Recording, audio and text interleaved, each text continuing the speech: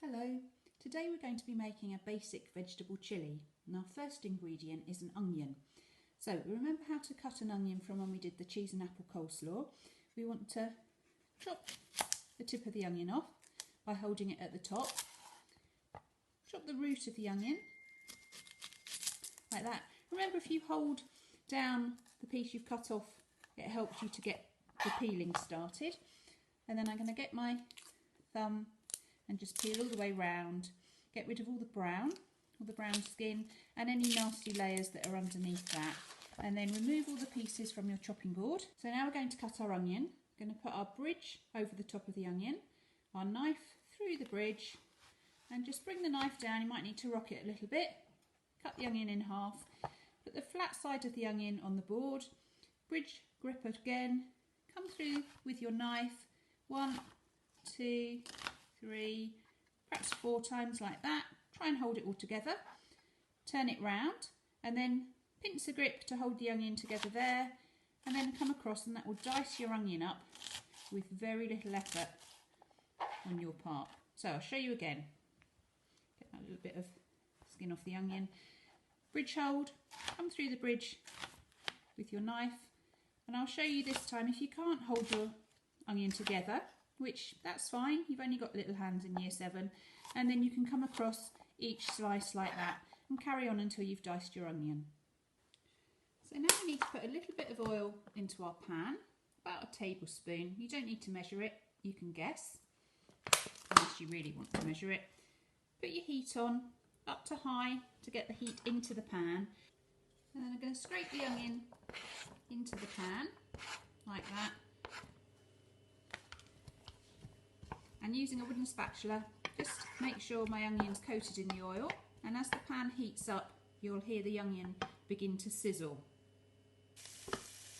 So once you can hear the onion sizzling, turn it down probably to about a medium heat, and that will allow the onion to cook through without burning. We don't want it to be burnt, we want it to start caramelising and to turn translucent, and then we'll know it's ready to add the garlic. So while my onions are frying, I'm going to prepare my next ingredient, which are the 2 cloves of garlic. So claw grip at the top, cut off the bottom and the tip. Again, holding the papery bit down, you'll start peeling it. That's much easier than having to get your finger under where it's not been started.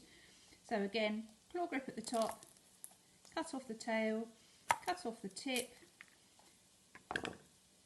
peel off the rest of the skin like that, and then you can either slice it if you don't have a garlic crusher, or you can use a garlic crusher like this.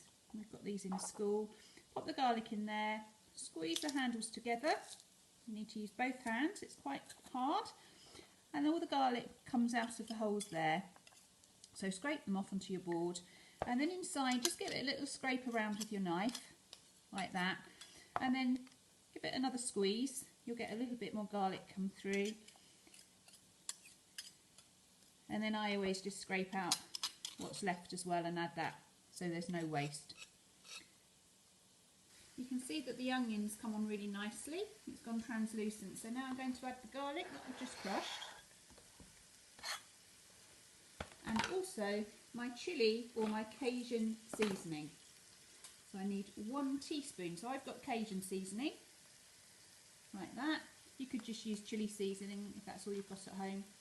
Sprinkle it all over your onion and your garlic, and then give everything a good mix together.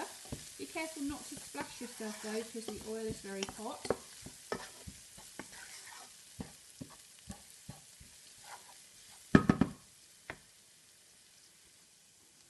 So number 3 says add the frozen mixed vegetables. So I've just got these out of my freezer to show you. There's a huge range of vegetables that you can find in a freezer section.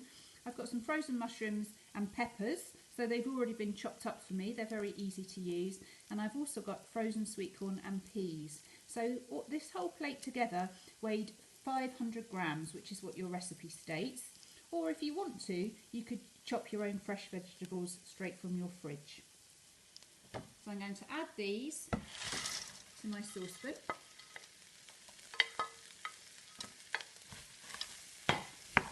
And just ever so gently, so always go from the outside to the middle, and that saves you spraying all your ingredients over the edge of the pan. There's much less clearing up to do that way, so that's always a good thing. Now, because I've put frozen ingredients into my pan, it's taken a lot of the heat out, so I'm going to turn it back up to high until it starts really sizzling again. And while I'm waiting for that to happen, I'm going to add the next ingredient. So number 4 says add your can of chopped tomatoes. So there's my chopped tomatoes. So in those go 100 mils of water. So if you take your empty can over to the tap and fill it a quarter full with water and swill it round. So I filled mine up a quarter full of water. I'm going to add that in now, and then you can use that just to rinse around the can and make sure you get all of the tomato. And we need 1 tablespoon of tomato puree.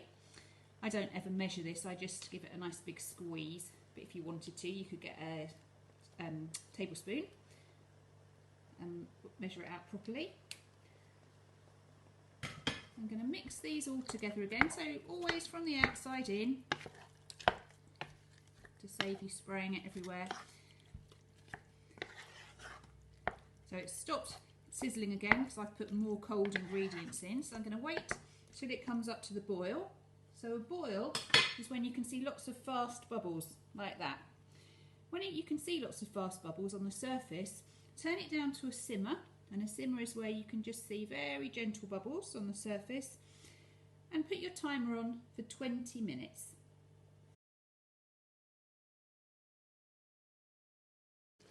So my chilli's coming along nicely now. A lot of the water has evaporated and consolidated all those lovely flavours. The last thing I need to add are my red kidney beans, but they come in water, so I'm just going to take them over to the sink and drain the water. So I'm going to use a sieve and I'm going to pour the beans into the sieve over the sink so that the water goes down the sink.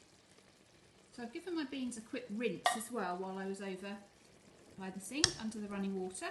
I'm going to add them to my chilli, give them a stir, mix them in, and then I'm just going to cook that now for 5 more minutes, and then it will be ready.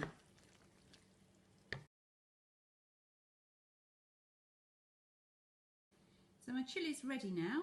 I'm going to serve that with some rice for tea tonight, but you could have it on a jacket potato or with some pasta. And I'll probably grate a little bit of cheese and just sprinkle that on top for an added bit of delicious flavour. So I hope you enjoy your chillies, and we look forward to seeing some on the Google Classroom. Bye bye.